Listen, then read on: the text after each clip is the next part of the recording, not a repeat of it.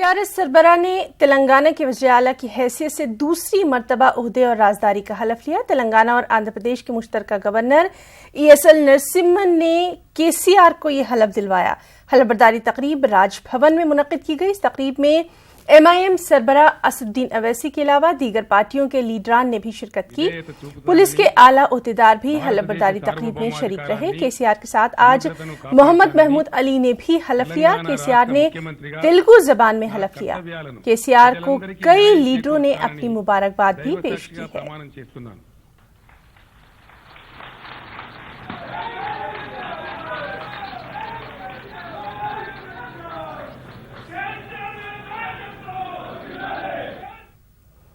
और वहीं तेलंगाना के वज़ीर आला केसीआर के साथ साथ मोहम्मद महमूद अली को गवर्नर ईएसएल नरसिम्हन ने हलफ दिलवाया है। महमूद अली ने उर्दू जबान में अल्लाह के नाम के साथ हलफ लिया। वाज़ेह है कि मोहम्मद महमूद अली को इससे पहले तेलंगाना में नायब वज़ीर आला बनाया गया था। बताया यही जा रहा है कि तेलंगाना में जल्द ही काबीना में तोसी दी जाएगी। 6 से 7 वज़रा को कैबिनेट में शामिल किया जाएगा। आइंदा हफ्ते तेलंगाना असेंबली का इजलास तलब करने का भी इम्कान है। जनवरी में संक्रांति के बाद केसीआर काबीना में बड़े पैमाने पर तोसी की जा सकती है। तेलंगाना के वजीर की हैसियत से अपने फराइज को ईमानदारी और दयानतदारी से अंजाम दूंगा।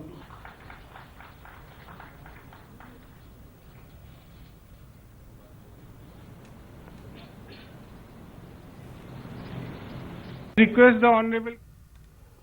और केसीआर काबीना में शामिल होने पर मोहम्मद महमूद अली ने बेपनाह मसरत का इजहार किया है। साथ ही केसीआर को सेकुलर और तरक्की पसंद लीडर भी करार दिया।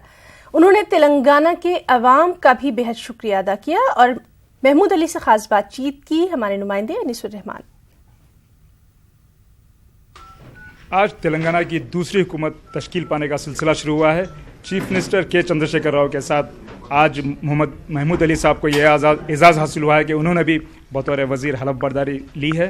जानने की कोशिश करते हैं इनके क्या एहसास आते हैं। सर, आप क्या समझते हैं, कितना बड़ा एजाज़ है आपके लिए दूसरी बार आप जो है वज़ारत का ओहदा संभालने जा रहे हैं? मैं सबसे पहले सारे हिंदुस्तान के आवाम को बताना चाहता हूँ, हिंदुस्तान में कोई सेकुलर लीडर है तो केसीआर साहब है। उन्होंने तेलंगाना की जद्दोजहद करते हुए तेलंगाना हासिल किया और तेलंगाना स्टेट बनने के बाद अवाम ने उन्हें मुंतखब किया। 4.5 साल का जो दौर रहा उनका, वो सारे हिंदुस्तान में नंबर 1 दौर रहा। यहाँ की कौमी एकजहती, गंगा जमुना तहजीब की मिसाल सारे हिंदुस्तान में ली जा रही है। केसीआर साहब ने सारे हिंदुस्तान को बता दिया कि अवाम में मोहब्बत और भाईचारे की किस तरह होती है। लोग बड़ी बड़ी बातें करते हैं गंगा जमुना तहजीब की, ना हमारे पास गंगा जाती है ना जमुना, मगर उसकी मिसाल हमारे स्टेट से ली जा रही है। और वही मिसाल कायम रखते हुए उन्होंने एक मुसलमान को उनके साथ हलफ दिलाते हुए जो ओहदा दिया है, उसके लिए सारे हिंदुस्तान के मुसलमान आज देख रहे हैं। वो चाह रहे हैं कि इसी तरह के लीडर हो सारे हिंदुस्तान में, क्योंकि लोग हिंदुस्तान को पहले सोने की चिड़िया कहा करते थे, मगर 40-50 बरस के अंदर जो हिंदुस्तान को सारी दुनिया में सोने की चिड़िया की तरह लोग समझते थे, वो आज सारे हिंदुस्तान के, दुनिया के सारे ममालिक में सबसे ज़्यादा बैकवर्ड होता जा रहा है। यहाँ पर जो सियासी पार्टियाँ हैं, लोगों को कौमों में बांट दिया जा रहा है। और हमारे सीएम साहब ने ये बात साबित कर दी है कि हिंदू मुसलमान भाई भाई की तरह है। और आज उनके साथ मुझे हलफ दिया गया। यकीनन मैं सबसे पहले अल्लाह ताला का शुक्रगुजार हूँ और हमारे सीएम साहब का शुक्रगुजार हूँ। गुज़िश्ता हुकूमत में आपको जो है डिप्टी सीएम की जिम्मेदारी दी गई थी, रेवेन्यू और दूसरे वजारत की भी जिम्मेदारी दी गई थी, तो कुछ अगली बार क्या जिम्मेदारी होगी, कुछ पता है? देखिए, ये जिम्मेदारी तो अभी जो सीएम साहब देंगे वो जिम्मेदारी पूरी करूँगा, मगर जो रेवेन्यू जिम्मेदारी मुझे दी गई थी, मैं आज आपके चैनल के थोड़े सारे आवाम को बताता हूँ। हिंदुस्तान में नंबर 1 कोई काम हुआ है तो नंबर 1 डिपार्टमेंट का काम हुआ है तो रेवेन्यू मिनिस्ट्री में काम हुआ है। हिंदुस्तान आज़ाद होने के 65 साल के अंदर सिर्फ एक डिस्ट्रिक्ट बनाया गया था तेलंगाना के अंदर, वो था रंगारेड्डी डिस्ट्रिक्ट। क्योंकि डिस्ट्रिक्ट जितने छोटे होते हैं, जैसा छोटा परिवार खुशहाल परिवार होता है, सीएम साहब ओहदा संभालने के बाद, मुझे ओहदा देने के बाद नए 21 डिस्ट्रिक्ट बनाए गए और 125 नए मंडल बनाए गए और 25 रेवेन्यू मंडल का इजाफा किया गया। इंशाल्लाह जैसा हमारी पूरी कैबिनेट तश्कील करने के बाद या सीएम साहब जो भी आदेश देंगे मुझे, सारे कलेक्टर्स को सख्ती से पाबंद किया जाएगा कि जिन जिन को पट्टा पासबुक नहीं मिला है, वो कलेक्टर की जिम्मेदारी है, गवर्नमेंट की जिम्मेदारी, उन तक पट्टा पासबुक पहुंचाना चाहिए। सख्ती से जहाँ जहाँ कुछ थोड़े बहुत लोगों में लापरवाही से काम कर रहे हैं, उन पर जो हमारा शिकंजा है जकड़ा जाएगा और उन्हें हिदायत दी जाएगी कि आवाम की खिदमत के लिए बनने वाला कोई डिपार्टमेंट होता तो रेवेन्यू होता है। क्या हम ये समझेंगे फिर आपको रेवेन्यू की जिम्मेदारी दी जाएगी? साहब मुझे जो जिम्मेदारी देंगे उस पर काम करूँगा, ये मुझे कोई किसी जिम्मेदारी की ज़रूरत नहीं है। साहब बड़े साहब जो हुक्म देंगे, जो डिपार्टमेंट देंगे वो डिपार्टमेंट में काम करूँगा। मगर चूंकि मुझे 4 साल का तजुर्बा है रेवेन्यू का, अब मगर अगर सीएम साहब चाहते हैं कोई और डिपार्टमेंट तो मैं उसके लिए भी बहुत खुश हूँ। जो सीएम साहब हुक्म देंगे उनके हुक्म पर बराबर पाबंदी से काम करूँगा और लॉयल्टी से काम करूँगा, ऑनेस्टी से काम करूँगा। उस डिपार्टमेंट को इंशाल्लाह अच्छे से अच्छा डिपार्टमेंट बनाने की कोशिश करूँगा। सारे तेलंगाना के आवाम का हाथ जोड़ के शुक्रिया अदा करता हूँ जिन्होंने हमारी पार्टी को 88 सीट जीता है। और कांग्रेस जो महाकुटुंबी, जिसको आज हम कचरा कुटुंबी का नाम दिए, उन लोगों को बहुत कंफ्यूज की है कि हम बीजेपी से मिलते हैं, बीजेपी की तायद करने वाले, बीजेपी को सपोर्ट करने वाले। हम पहले भी बता चुके, कॉरपोरेशन इलेक्शन में 5 एमएलए 1 एमपी से 2 पे ला चुके थे और आज फिर 5 एमएलए और 1 एमपी जाकर 1 एमएलए बन चुके हैं। ये खास तौर से मुस्लिम माइनॉरिटीज़ को कह रहा हूँ। मुस्लिम माइनॉरिटीज़ में क्रिश्चियंस आते हैं, सिख आते हैं, बुद्धिस्ट आते हैं, मुसलमान आते हैं। एक ही लीडर है मेरे नज़र में तो सारे हिंदुस्तान में, वो केसीआर है।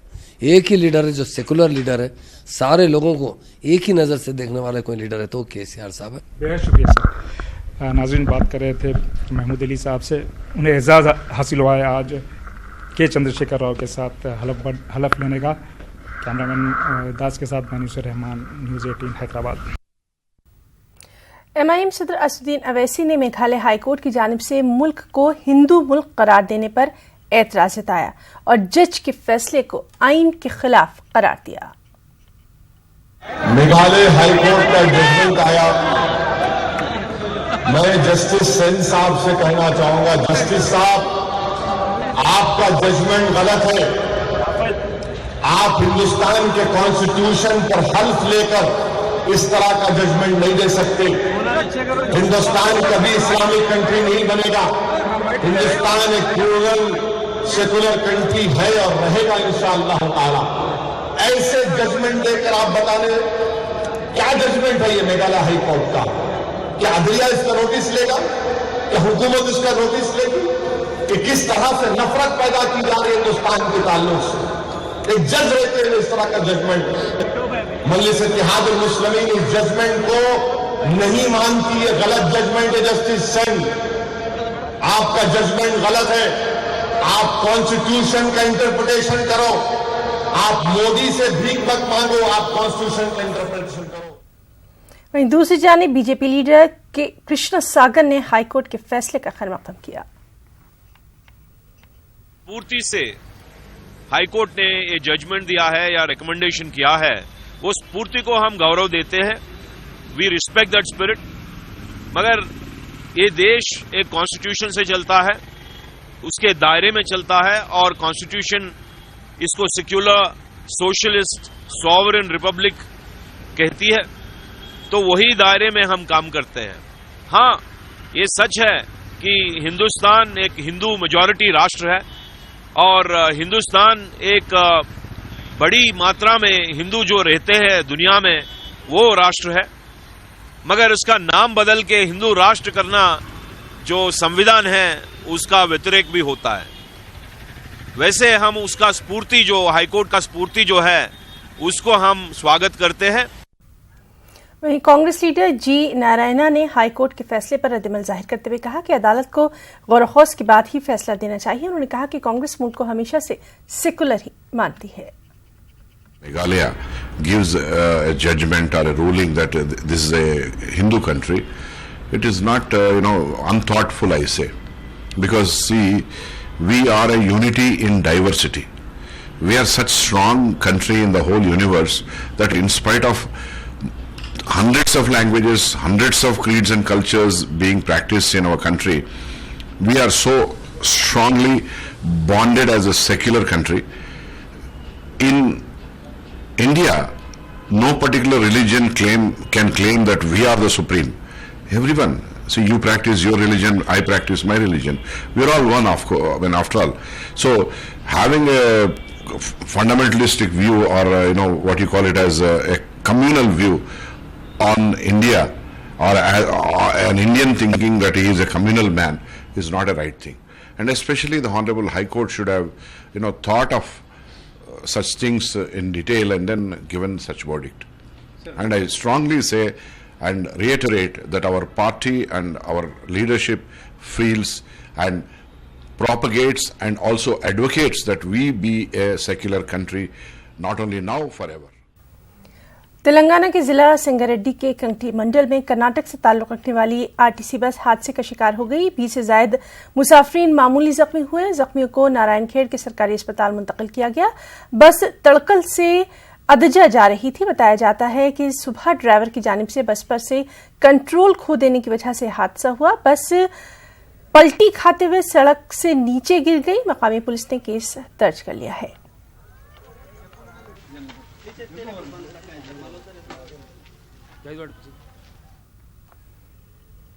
हैदराबाद में मारूफ शायर फैज अहमद फैज की याद में शाम फैज का खास एहतमाम किया गया। इस प्रोग्राम में मारूफ गजल गुलकार डॉक्टर हरिओम ने फैज की मुंतखब गजलें अपने मखसूस अंदाज में कुछ यूं पेश की। सोने मधुबन बहार आ गई, मोरी अखियों में आंसुओं की धारा आ गई।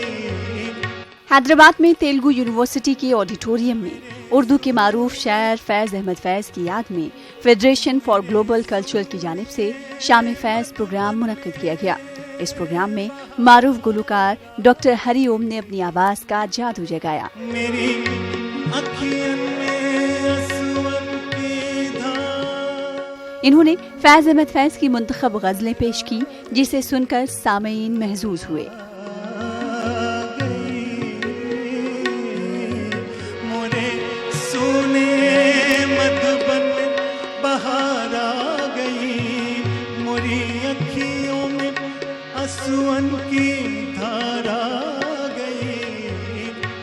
डॉक्टर हरिओम आईएएस अफसर हैं। इनका ताल्लुक लखनऊ से है। इन्होंने हैदराबाद और लखनऊ को जुड़वा शहर करार दिया और अमन के पैगाम को आम करने का अज़्म जाहिर किया।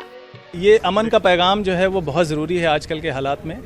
हम इंसानों को सुनोगे कब तक दिल तोड़ने वालों की तकरीरें, चलो उनकी सुने जो प्यार से दिल जोड़ देते हैं। तो मैं इसी तरह की आवाज़ और इसी तरह की बात लेके अपनी गायकी जो है वो आवाम के बीच में ले जाना चाहता हूँ। मैं चाहता हूँ कि मोहब्बत और खुलिस का वतन है, इसी तरह बना रहे, एकजुटता रहे, लोग एक दूसरे से प्यार करते रहें और इंसानियत के लिए जो है जज्बा उनके दिल में रहता है। लखनऊ और हैदराबाद जो है वो जुड़वा शहर लगते हैं मुझे। वही तहजीब है, वही ज़बान है। ढेर सारे लोग जो अदब को पसंद करते हैं, मौसीकी को पसंद करते हैं। चार मीनार और चौमाला और ये सारी चीज़ें मैंने देखी, बहुत ही खुशी हुई। मैं पहली बार ही ठीक से हैदराबाद आया और घूमा और बहुत लोग पसंद आए। प्रोग्राम के मुंतजिम मोहम्मद तारिक फैजी ने शाम फैज की कामयाबी पर इजहार तशक्कुर किया। गज़ल का जो रुख है वो जगजीत सिंह साहब के बाद जो है वो बहुत कम हुआ है। उसकी कमी को पूरा करने के लिए हम इस तरह की महफिलों का एहतमाम करते हैं कि शाम बहुत उन्होंने महसूस किया हम सब लोगों को। हम सब उनके बेपनाह शुक्रगुजार हैं। बहुत अच्छी तरह से इस शाम के ऐसे शाम के लिए लोग हैदराबाद के लोगों ने हमसे कहा कि हम लोग तरसते हैं, क्योंकि ये ऐसी खूबसूरत शाम जहां हम लोग सब लोगों ने एंजॉय किया। इस तकरीब में शहर की जिन मुअज़्ज़ज़ शख्सियात ने शिरकत की उनमें रोजनामा सियासत के चीफ एडिटर जाहिद अली खान भी शामिल रहे। आंध्र प्रदेश की वज़ीर-ए-आला एन चंद्रबाबू नायडू ने विशाखापट्टनम में टेक मेडटेक जोन का इफ्तिताह किया। इस मौके पर 3 रोज़ा इंटरनेशनल सेमिनार का भी इफ्तिताह किया गया। इस तकरीब में मरकजी मुमलिकती वज़ीर सेहत अश्विनी चौबे भी मौजूद रहे।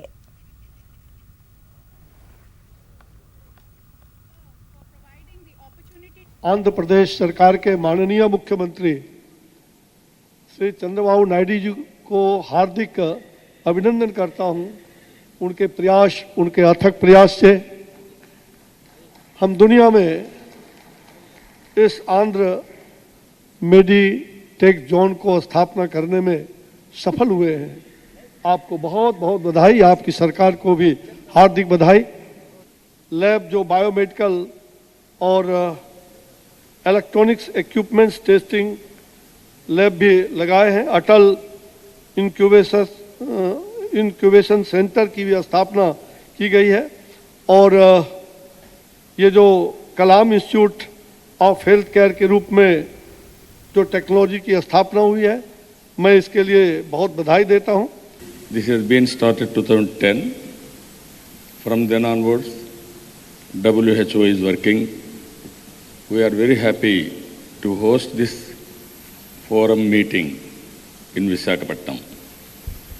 Here we are going to deliberate issues, challenges, potential and opportunities in the medical device sector, and also further medical innovation and also production. It is going to be a very good advantage for the global community. Even objectives of the global forum is to define methods of increasing and measuring access to essential and priority medical devices. उधर YSRCP के लीडरों ने भी आंध्र प्रदेश को खुसूसी रियासत का दर्जा देने की मांग करते हुए एहतजाज किया। उन्होंने एपी से नाइंसाफी करने का मरकज और तेलुगु देशम पर इल्जाम लगाया।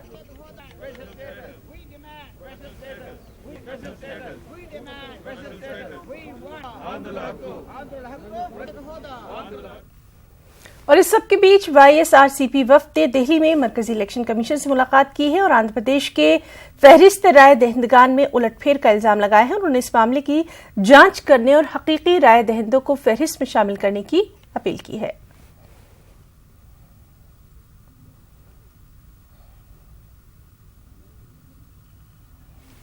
कर्नूल हज सोसाइटी के जिम्मेदार मौलाना मोहम्मद सलीम ने आज़मीन हज से तौसी की गई दरख्वास्त फॉर्म की तारीख से इस्तेफादा करने की अपील की है। उन्होंने कहा कि इस साल जिला कर्नूल से सिर्फ 227 दरख्वास्तें मौसूल हुई हैं। हज के जो एप्लीकेशन हैं बहुत कम होने की वजह से वक्त को बढ़ाकर और भी मौका दिया जा रहा है। लिहाजा जो हजरात इस साल 2019 में हज को जाना चाहते हैं उनके लिए हमारी अदबन गुजारिश है कि वो फौरन अपने एप्लीकेशन हज डिस्ट्रिक्ट हज सोसाइटी को मस्जिद अबू बकर सिद्दीक में आकर दे दें। अल्हम्दुलिल्लाह इस साल हमारे डिस्ट्रिक्ट हज कमेटी से 227 एप्लीकेशन विजयवाड़ा पहुंच चुके हैं और भी आने के इम्कानात हैं। लिहाजा आप हजरात से हम दरख्वास्त करते हैं कि हज को जाने का इरादा करने वाले हजरात फौरन अपना हज कमेटी तशरीफ लाएं।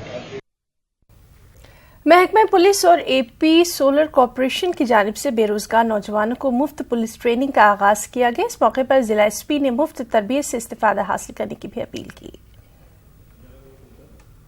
सोलर कॉरपोरेशन ऑफ इंडिया और जिला कलेक्टर साहब और पुलिस डिपार्टमेंट तरफ से आज कर्नूल जिला से गढ़ीवेमुला एंड अनमोर मंडल నుంచి 100 मेंबर्स को हम पुलिस कांस्टेबल रिक्रूटमेंट ट्रेनिंग के लिए सेलेक्ट करके आज से डीटीसी में 100 मेंबर्स को ट्रेनिंग आज से शुरू किया है। इसमें इंडोर क्लासेस भी है और physical complete outdoor training the best of the faculty Hyderabad से यहाँ पे लेके आके उन लोगों के लिए ट्रेनिंग देना पड़ता है। ट्रेनिंग के साथ साथ उनको डिसिप्लिन और स्पोर्ट्स किट वगैरह उनको उन लोगों के भी सप्लाई करता है। बिकॉज कुछ लेडीज को भी हम ज्वाइन करने में कोशिश कर रहे हैं। 100 मेंबर्स को आज सेलेक्ट करके ट्रेनिंग शुरू किया है। पॉपुलर फ्रंट ऑफ इंडिया के कारकुनों ने कर्नूल में एहतजाज मुनज़्ज़म किया। एहतजाजियों ने बेंगलुरु पुलिस के खिलाफ सख्त कार्रवाई की मांग की। उन्होंने पुलिस पर पॉपुलर फ्रंट की जानिब से स्कॉलरशिप तकसीम के दौरान तलबा और पॉपुलर फ्रंट के कारकुनों को हिरासत करने का इल्जाम लगाया। हम लोग स्कॉलरशिप डिस्ट्रीब्यूशन प्रोग्राम कर रहे थे तो उस दौरान पुलिस के लोग फंक्शन हॉल के अंदर जबरदस्ती घुसकर बच्चों को ऐसा टॉर्चर करना हुआ कि उनके सवालात से बच्चों के अंदर डर पैदा होना शुरू हुआ। तो इसके साथ जब हमारे लीडर्स उनसे पूछना शुरू करे कि ऐसा क्यों कर रहे हैं तो हमारे लीडर्स को भी जबरदस्ती वो लोग क्या है टॉर्चर करते हुए अपने स्टेशन के अंदर ले गए और उनके फोनों को जब्त कर दिया। पॉपुलर फ्रंट ऑफ इंडिया की तरफ से सख्त इसके खिलाफ में कदम जमाते हुए अपने कॉन्स्टिट्यूशनल राइट्स को इस्तेमाल करते हुए और लीगल एजेंडा को पूरी तरह से यूज करते हुए हम इसके मुखालिफत में आज यहाँ पर ठहरे हैं। दबाने की कोशिश कर रहे हैं या उसे बदनाम करने की कोशिश जो कर रहे हैं इसके खिलाफ हम लोग ठहरेंगे और हमारे सीएम को भी हम लोग ठहरा है इसके खिलाफ में बोलते हैं कि ये भी इस चीज में ध्यान देकर इसमें अपना कदम जमा कर हमारे लिए इंसाफ दे।